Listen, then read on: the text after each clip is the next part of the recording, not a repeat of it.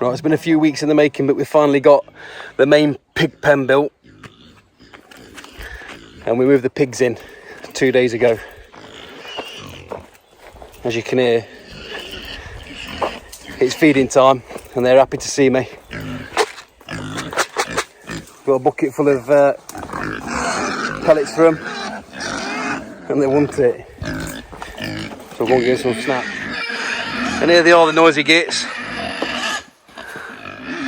They know when it's dinner time, but I'll not be putting the food in their bowls tonight. As you can see, there's a lot of green growth in there that I want them to smash through. So what I've been doing, whilst it's dry at least, I'll be sprinkling their food through all the green vegetation to encourage them to knock it all back. Pigs want the dinner. So what I'm going to do is come to a bit they haven't disturbed. This area was up to my chest in stinging nettles and dot leaves and all sorts. But I put the food down here this morning and they've smashed it. So I'll do the same on this next patch.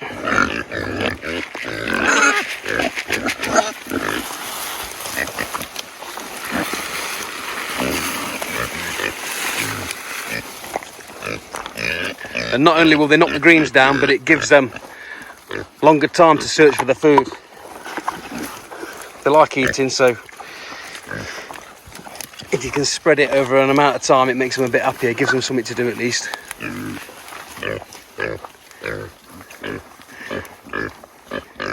If you put it in the bowls, it's gone in 10 minutes. Sprinkle it on the floor like this and they'll be here for half an hour scratching around for it, making sure they get every last piece. But this is it, we're in the main pig pen. The pigs have been upgraded, finally. It's taken a few weekends, a bit of help from a friend, quite a lot of help from a friend actually.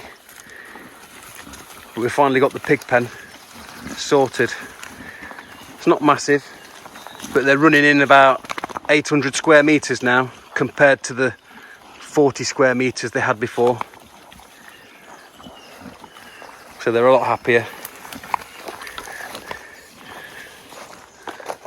They've got a makeshift pig arc, or pig triangle as it is. But they all get in there, no problem. When I get 5 minutes, I'll make something a little bit more sturdy. But the weather's really fine for the next 2 or 3 weeks at least. We're getting into summer, so I don't think they're going to be getting cold or worried about the wind. Probably appreciate a bit of a breeze.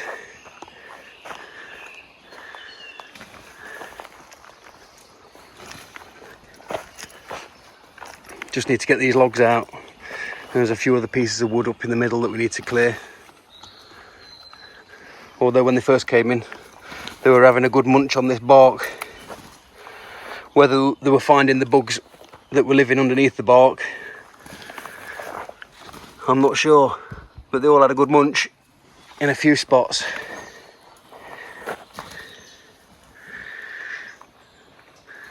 But I imagine after about 3 weeks in here, you'll not be looking at much of this vegetation. They'll have knocked it all back.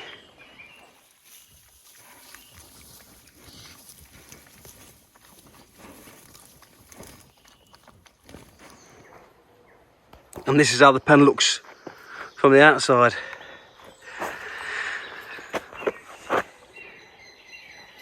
"38 metres up the side,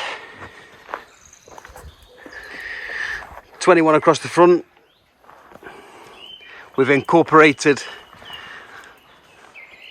this row of trees, so they've always got shade, something to scratch up against.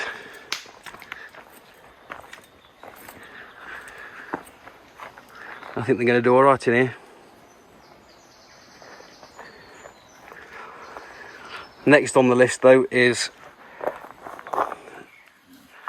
a pig water trough that they're not going to be able to flip over. They flip this regularly.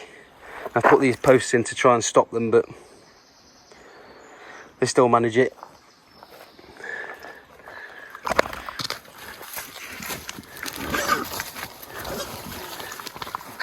Now you've got to watch that big one.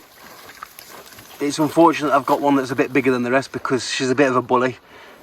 If there's a patch of food that she wants to get onto, she'll oof the other ones out of the way.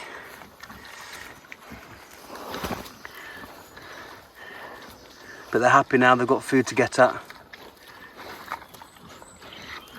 Although in this new pig pen there's loads that they can eat. They spend all day rooting round, nibbling at the green stuff. So I just wanted to give you a closer look at this pig pen whilst we're here and just show you how I've installed this. It's pretty much standard install for a pig pen from what I've read. But the main or most important part of it, and I've watched the pigs and it really does work, is this bottom strand of barbed wire. I've installed this 150mm off the ground, and as soon as the pigs plough into it, they stop and turn around. They don't want anything to do with that pushing against the bridge of their nose. It really does turn them away, and I think without that they would have pushed straight through this fence. The rest of it is just standard high tensile stock net, finished off with another strand of barbed wire running across the top, and I've set that 100mm 10cm above where the stock net finished. I've put posts in every 2.5 meters, and it's kept them in so far. They've been in 2 days. I'll let you know if they get out, but I can't see it. Like I said, that bottom strand of barbed wire really does the trick. They don't want anything to do with it. I'll just walk you around to the other side where we've encompassed these trees within the pig pen, just to show you what kind of cover they've got. As you can see, it runs all the way up the back of these sheds, but they've probably got a good 5 meters of thick cover, and that runs the total length of this pen, which is 38 meters. So at any point of the day they've got shade. As we're standing now, the sun rises in this direction and sets over here, so throughout the day there's always some shade for them in there. And by doing that, I hope that they won't need a wallow to keep cool in the dead of summer when it gets really hot. That's the plan anyway. We'll see how it goes.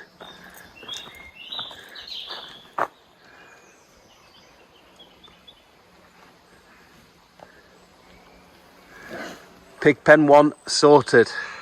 So now we've got the pigs in the main big pig pen. We've got their old pig pen stood empty. So what I'm on the lookout for now are some pure breed Old English breed of pig that we can keep as breeding stock. Something like a Gloucester Old Spot or a Tamworth, something like that. So that's what I'm going to be trying to acquire in the next few weeks. I don't want to be running all around the country trying to find weaners. Each time we want to bring pigs on, we want to be breeding our own, taking care of ourselves basically.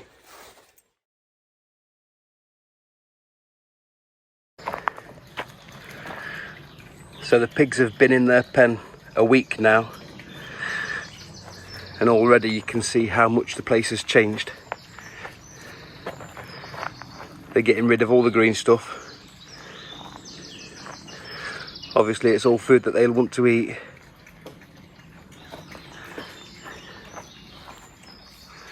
And what you can't see is that in the middle they've really gone to town. There's a few patches that they've knocked back to bare earth. Still got plenty to go at. But I'd say they've got a good life in here.